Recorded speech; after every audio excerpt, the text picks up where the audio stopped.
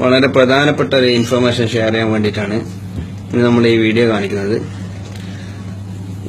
സാധാരണ നമ്മുടെ വീട്ടിലൊക്കെ ഗ്രിൽസിനും മറ്റും യൂസ് ചെയ്യുന്ന ലോക്കാണിത്, ചൈനയുടെ.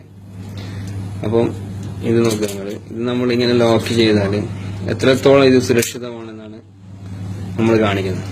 സാധാരണ ഇത് ലോക്ക് ചെയ്താൽ ചാവി ഇല്ലാതെ തന്നെ വളരെ എളുപ്പത്തിൽ ഇതെങ്ങനെ നമുക്ക് ഓപ്പൺ ആക്കാന്നുള്ള കാണിക്കും. ജസ്റ്റ് ഒരു കോളയുടെയോ അല്ലെ പെപ്സിയുടെയോ ടിന്നിന്റെ ജസ്റ്റ് ഒരു കഷ്ണം പീസ് മാത്രം മതി ഇത് ഓപ്പൺ ആക്കാൻ വേണ്ടി.